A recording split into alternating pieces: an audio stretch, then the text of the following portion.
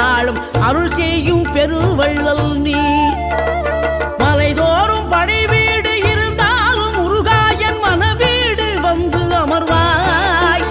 நீ மயிலேறி விளையாடி சுவையான தமிழ் பாடல் கனிவோடு தந்து அருள்வாய், கனிவோடு தந்து அருள்வாய்.